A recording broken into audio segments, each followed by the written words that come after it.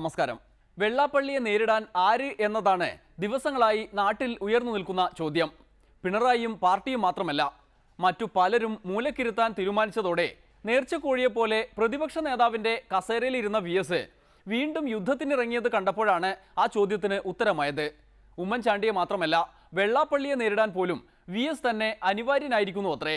VSന്റെ വെള്ളാപ്പള്ളി ആക്രമണം കാണാം. ഡെമോക്രസിയിലേക്ക് എല്ലാവർക്കും സ്വാഗതം. മൂന്നാം മുന്നണി മോഹവുമായി വെള്ളാപ്പള്ളി നടേശൻ ദില്ലിയിലേക്ക് വിമാനം കയറുമ്പോൾ തന്നെ എന്തോ ഒരു പന്തികേട് മണത്തതാണ്. ഒടുവിൽ ഒരു 100 കോടിയുടെ കഥ VS അച്യുതാനന്ദൻ പറഞ്ഞപ്പോഴാണ് അതൊതുക്കാൻ മോദിയുടെ കൈപിടിക്കുകയായിരിക്കുമെന്ന് പാണന്മാർക്കും മനസ്സിലായത്. എന്നാൽ ഇപ്പോഴിതാ വീണ്ടും മൈക്രോ ഫിനാൻസിന്റെ പേരുള്ള വൻ തട്ടിപ്പിന്റെ ഒരു കഥ കൂടി VS പുറത്തുവിടുന്നു. നേരം വെളുത്തപ്പോൾ തന്നെ വെള്ളാപ്പള്ളിയെ വെറുതെ വിടില്ല എന്നും പറഞ്ഞ് VS വാളെടുത്തിറങ്ങി. അധ്യാപക നിയമനത്തിന് വാങ്ങിയ 100 കോടിയുടെ കണക്ക് പറയാതെ വിടില്ലത്രേ. ശത്രു പാർട്ടിക്കാർക്ക് മാത്രമല്ല, സ്വന്തം പാർട്ടിക്ക് തന്നെ വേണ്ടാതായ VS വീണ്ടും പടയിൽ നായകനായിരിക്കുന്നു, സിംഗത്തിന്റെ ശൗര്യത്തോടെ. ഒരു യുദ്ധം ജയിക്കാൻ 1000 പീരങ്കികളെക്കാളും ആവശ്യം ഒരു നല്ല തലച്ചോറ. അതവനുണ്ട്.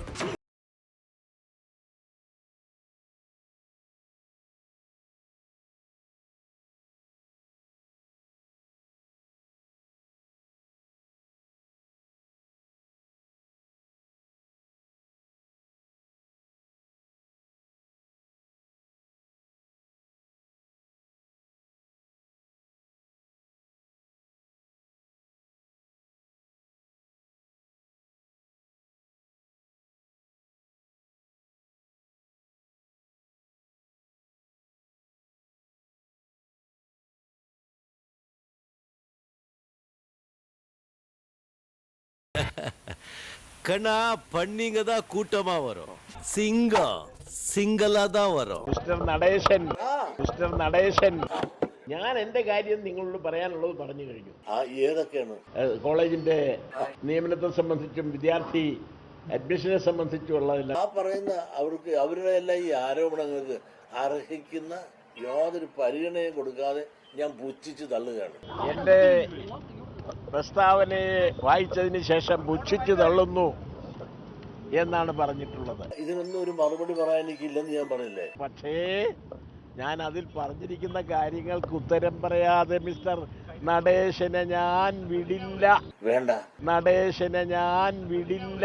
ഞാൻ ഉത്തരം പറഞ്ഞേ ഒക്കൂ. വേണ്ട, അടുത്തു വരണ്ട. മിസ്റ്റർ നടേശ്, കാരണവരെ കുത്തും. എന്നോട് വേണ്ട.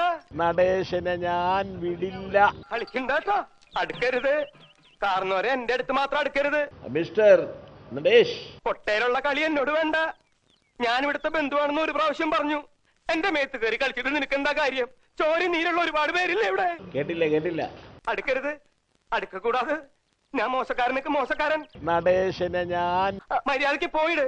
അളിയോ തമ്പി, അളിയോ ഒന്നിങ്ങോട്ട് വന്നേ. വിടില്ല.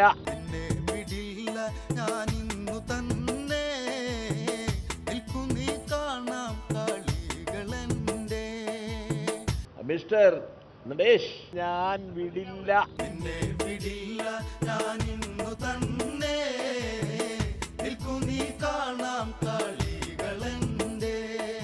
അപ്പൊ പോട്ടെ മോനെ ദിനേശ്. Mister Natesh, no Dinesh. ഒന്നുണി. ഓക്കെ.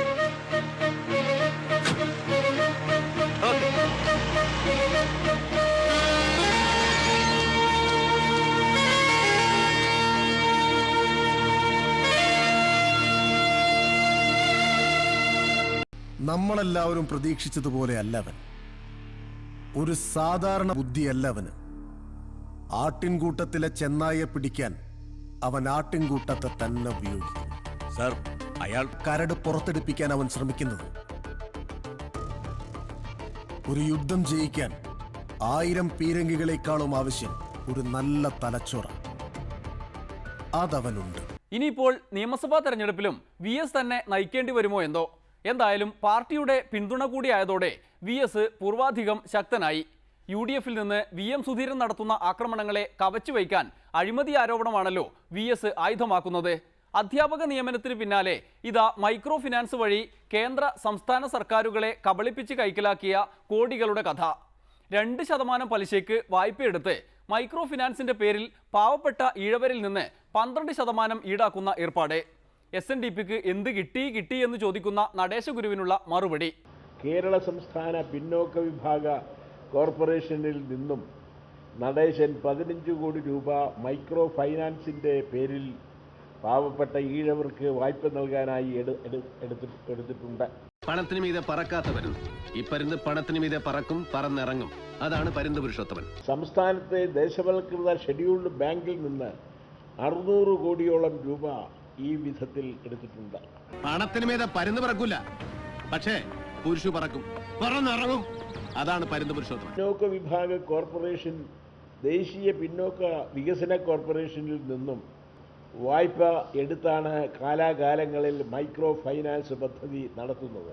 പുരുഷോത്തമന്റെ മൂക്കിലെ മുടിയാരും പറിക്കൂല. ഇപ്രകാരം 15 കോടി രൂപ കേവലം 2% വാർഷിക പലിശയ്ക്കാണ് പിന്നോക്ക വിഭാഗ വികസന കോർപ്പറേഷൻ SNDPക്ക് കീഴിലുള്ള സ്വയം സഹായ സംഘങ്ങൾ വഴി ദാരിദ്ര്യരേഖയ്ക്ക് താഴെയുള്ളവർക്ക് നൽകിയത്. ഓരോ ജന്മത്തിനും ഒരു ലക്ഷ്യമുണ്ട്. എനിക്കുമുണ്ട് ഒരേ ഒരൊന്ന്. നിന്റെ തോൽവി, നിന്റെ വീഴ്ച, അതെന്റെ കാൽ കീഴിൽ ഒരു നാൾ ഞാൻ കാണും.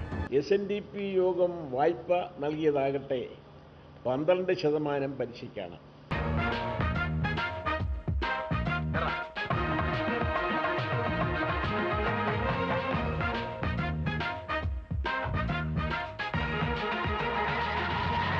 രണ്ട് 2% പലിശയ്ക്ക് പണം വാങ്ങി 12% കൊള്ളപ്പലിശയ്ക്ക് പണം കൊടുക്കുന്ന ഈ ഏർപ്പാടിനെയും വായ്പാ നിയമങ്ങളുടെ ലംഘനങ്ങളെയും മുൻകൂട്ടി അറിഞ്ഞ അമിത്ഷാ കളിച്ച കളിയിൽ വെള്ളാപ്പള്ളിക്ക് വീഴാതെ തരമില്ലായിരുന്നു അത്രേ. ഇനി സംഘി ബാന്ധവത്തിൽ ഏർപ്പെട്ടില്ലെങ്കിൽ വല്ല അന്വേഷണവും വന്നാലോ എന്ന് പേടിച്ചു പോയത്രേ. എന്തായാലും VS പറയുന്നതെല്ലാം ഇങ്ങനെ പുച്ഛിച്ചു തള്ളിയതുകൊണ്ട് വെള്ളാപ്പള്ളി രക്ഷപ്പെടുമോ? നടേശ ഗുരു ആജന്മകാലം പുച്ഛിച്ചു തള്ളാൻ തന്നെയാണോ ഭാവം? എന്താണൊരു സമീപനം? എനിക്ക് വളരെ സന്തോഷമുള്ളൂ. കാരണം ഇന്നിപ്പോൾ എല്ലാ പത്രങ്ങളും മീഡിയകളും കേന്ദ്രീകരിച്ചിരിക്കുന്നതെല്ലാം തന്നെ ഞങ്ങളുടെ ഭൂരിപക്ഷ സമുദായത്തിൻ്റെ ഐക്യത്തെയും മുന്നേറ്റത്തെയും എതിരെയുള്ള ഒരു തടസ്സമിടാനുള്ള വാദപ്രതിവാദങ്ങളും ഞങ്ങളെ ആരോപണങ്ങളും, ഇതൊന്നും എനിക്കൊരു മറുപടിയും പറയാനില്ല. എൻ്റെ അഭിപ്രായമാണ് ഇപ്പം ഞാൻ പറഞ്ഞത്. ശരി, ഇതൊക്കെ ഞാൻ പ്രതീക്ഷിച്ചിട്ടുണ്ട്. കള്ള കൊള്ള എന്നൊക്കെ വിളിക്കും. അച്യുതാനന്ദൻ ഇപ്പം പറയാൻ തുടങ്ങിയാണ്. ഇത് ഇത്തരം ഒരു 15 കൊല്ലങ്ങൾക്ക് മുമ്പ് ഈ മൂല ഇരുന്നെന്ന് മാത്രം പറഞ്ഞതാണ് ഞാൻ പറഞ്ഞത്. ഞാനല്ല. എന്ത് ഇവിടെ കള്ള എന്ന് പറയാത്തവരാരുണ്ട്? കണക്ക് പറയാനൊക്കത്തില്ല. ഞാൻ ചോദിച്ചതിന് എന്നെ എന്ത് വേറെയും പള്ളു പറഞ്ഞു. വെയ്ക്കേ കണക്ക് വെയ്ക്കേ എന്നാണ് പറയുമ്പോഴേ നിങ്ങൾ ഈ മഞ്ഞ കണ്ടു വെച്ച് നോക്കരുത്. വെയ്ക്കേ കണക്ക് വെയ്ക്കേ. അവജ്ഞയോടുകൂടി തള്ളുകയാണ്. കേരളത്തിലെ ഓരോ പൗരനും എവിടെ പണം, എന്തു ചെയ്തു എന്ന് ചോദിക്കുമ്പോൾ കുനിഞ്ഞു നിന്നതിന് ഉത്തരം പറയാൻ ബാധ്യസ്ഥമാണ്. ഞാൻ പുച്ഛിച്ച് തള്ളുകയാണ്. വെറുതെ പുച്ഛിച്ച് തള്ളുന്നു എന്ന് മാത്രം പത്രക്കാരെ തൃപ്തിപ്പെടുത്താൻ വേണ്ടിയിട്ട് പറഞ്ഞതുകൊണ്ട് തടി രക്ഷിക്കാനൊക്കില്ല. ഇവരാരും 5 പൈസ തന്നിട്ടില്ല. പറഞ്ഞത് വായിച്ചത് കേട്ടില്ലേ? അത് VS-നോടല്ല മറുപടി പറയേണ്ടത്. വെള്ളാപ്പള്ളി നടേശന്റെ എന്നെ പള്ളു പറയുകയും പുച്ഛിച്ച് തള്ളുകയും ചെയ്തതിനെ സംബന്ധിച്ചാണ് ഞാൻ പറഞ്ഞത്. എല്ലാം പലരും തന്ന സംഭാവനയാണ്. അതിലൊന്നും ഈ ആരോപണം ഉന്നയിച്ചിരിക്കുന്നവരുടെ എല്ലാം 5 പൈസ ഇല്ല. എന്ത് VS രൂപ തന്നിട്ടുണ്ടോ? കണക്ക് ഞാൻ ചോദിച്ചതിന് എന്നെ എന്ത് വേറെയും പള്ളു പറഞ്ഞു. വെയ്ക്കേ കണക്ക് വെയ്ക്കേ എന്നാണ്. പുതിയ രൂപത്തിലും ഭാവത്തിലും ഇപ്പൊ വന്നിരിക്കുന്ന ഈ കോഴയ്ക്ക് മറുപടി ഉണ്ട് പറയാൻ. അത് VS-നോടല്ല മറുപടി പറയേണ്ടത്. അതെന്താണാവോ? പണത്തിന് മീതെ പരുന്തോ കാക്കയോ അങ്ങനെന്തോ പറക്കാറില്ല, അങ്ങനെ അതുമല്ലാണോ? ആകെ ഇവിടുത്തെ എല്ലാ രാഷ്ട്രീയക്കാരും വിരളി പിടിച്ച് നിൽക്കാണ്. ആ വിരളി പിടിച്ച് നിന്നതിന്റെ പേരില് ഞങ്ങളെ തകർക്കാൻ തളർത്താൻ ഇവരാരും വിചാരിച്ചത് നടക്കലത്. ഇതാ നിങ്ങൾ കാട്ടിയ മൈക്രോ ഫൈനാൻസിനെ സംബന്ധിച്ചും പറയുകയാണ് ചെയ്തിരിക്കുന്നത്.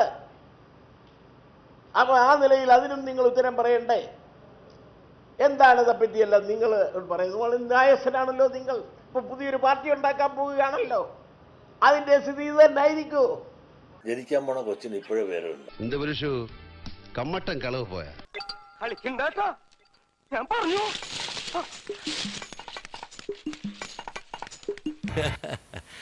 கண்ணா பண்ணிங்க தான் கூட்டமா வரும்.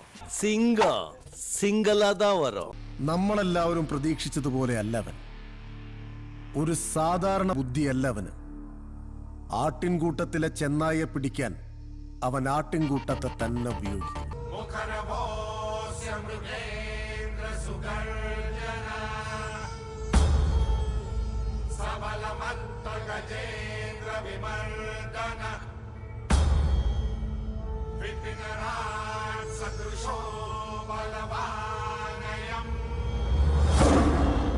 ഒരു യുദ്ധം ജയിക്കാൻ 1000 പീരങ്കികളെക്കാളും ആവശ്യം ഒരു നല്ല തലച്ചോറ. അതവനുണ്ട്.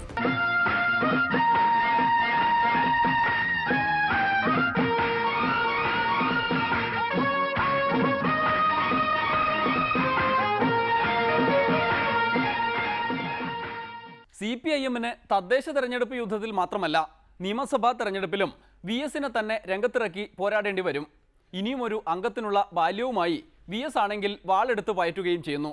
എന്തായാലും താൻ മൂലം ഇങ്ങനെയെല്ലാം സംഭവിച്ചതിന് ഒരു അവാർഡ് തന്ന് ആദരിക്കണം എന്ന് വെള്ളാപ്പള്ളിയുടെ അഭ്യർത്ഥന കൂടിയുണ്ട്. എനിക്ക് നിങ്ങളൊരു അവാർഡ് തരാം. കാരണം ഞാൻ പറഞ്ഞത് നിങ്ങളിതിലൂടെ പ്രചരിപ്പിച്ചല്ലോ. പ്രചരിച്ചുകൊണ്ട് VS-നിപ്പോൾ ആകെ കുഴപ്പത്തിൽ നിന്ന് VS-നിപ്പോൾ പാർട്ടി വലിയ പ്രൊമോഷൻ ആയില്ലേ. പ്രൊമോഷൻ ആയെന്ന് മാത്രമല്ല, എന്നെ എതിർക്കുന്ന കാര്യത്തിൽ VS-ഉം പിണറായി ഒന്നിച്ചു എന്ന് കാണുമ്പോൾ എനിക്ക് ഭയങ്കര സന്തോഷമാണ്. മാത്രമല്ല, ഈ ഒന്നിച്ച് നിൽക്കുമ്പോഴും ഒന്ന് പരിശോധിക്കണം, അവരുടെ ഒക്കെയുടെ പിച്ചാത്തി ഉണ്ടാകും. പരസ്പരം കുത്താനുള്ള പിച്ചാത്തി ഒക്കെടെ വെച്ചിട്ടാണ് ഈ കൂട്ടായ്മ എന്ന് പരിശോധിക്കുന്ന നന്നായിരിക്കും. അതൊക്കെ CPIM-കാർ പരിശോധിക്കട്ടെ. എന്തായാലും BJP-ക്കൊപ്പം പോയാൽ SNDP-യിൽ ഉണ്ടാകാൻ ഇടയുള്ള എതിർപ്പുകളെക്കുറിച്ച് വെള്ളാപ്പള്ളിക്ക് നല്ല ബോധ്യമുണ്ട്. അതുകൊണ്ട് ലോകപ്രശസ്ത മതേതര പാർട്ടിയായ BJP-ക്കൊപ്പം കൂടി SNDP-യും സാർവലൗകികവും സാർവകാലികവുമായ ഒരു മതേതര പാർട്ടിയാണത്രേ രൂപീകരിക്കുന്നത്. ആര് കൂടെ കൂട്ടിയാലും കൂടെ പോകും എന്നൊരു തത്വശാസ്ത്രവുമുണ്ട്. പക്ഷേ ചില്ലറയുടെ കാര്യം ഉറപ്പാക്കണം. ഏത് മുന്നണിയും ഞങ്ങൾ ഘടകകക്ഷിയാക്കാമെന്ന് പറഞ്ഞാൽ ഞങ്ങൾ ചേരും. അങ്ങനെയല്ലേ നിങ്ങളൊന്ന് ആലോചിച്ചു. മുസ്ലിം ലീഗിന് പണ്ടെന്താ പറഞ്ഞത്? അവർ ജാതി സംഘടന എന്ന് പറഞ്ഞ് തള്ളിയില്ലേ? കേരള കോൺഗ്രസ് തള്ളിയില്ലേ? അവരെല്ലാം ആ ലക്ഷ്മണരേഖ കടന്നപ്പോൾ നിങ്ങൾ ഹായ് ഹായ് പറഞ്ഞ് അവരെല്ലാം നിങ്ങൾ ഘടകകക്ഷിയായില്ലേ? ഞങ്ങളും ആ ലക്ഷ്മണരേഖ കടക്കാനാണ് ശ്രമിക്കുന്നത്. ആ ലക്ഷ്മണരേഖ കടന്നാൽ പിന്നെ BJP മുന്നണിയിൽ KM മാണിയോ PK കുഞ്ഞാലിക്കുട്ടിയോ ഒക്കെയായി വാഴാനാണ് വെള്ളാപ്പള്ളിക്ക് ഇഷ്ടം. മാത്രമല്ല KM മാണി കൂടി തങ്ങളുടെ കൂടെ വരും എന്ന സുന്ദരമായ സ്വപ്നവും വെള്ളാപ്പള്ളി കാണുന്നു. കേരള ഇപ്പൊ തന്നെ മാണി സാർ പറഞ്ഞില്ലേ, 1000 പുഷ്പങ്ങൾ വിരിയട്ടെ എന്ന് പറഞ്ഞ അതിനൊരു മെസ്സേജ് ഉണ്ട്. ഒരുപക്ഷെ അദ്ദേഹം ഞങ്ങളുടെ കൂടെ ചേരും. ഇമാതിരി സ്വപ്നങ്ങൾ പ്രതിദിനം ഒന്ന് വെച്ച് കാണാൻ വെള്ളാപ്പള്ളിക്ക് യോഗമുണ്ടാകട്ടെ. അപ്പോഴും VS പറഞ്ഞ 100 കോടിയും പിന്നെ ആ മൈക്രോ ഫിനാൻസും അത് മറക്കണ്ട.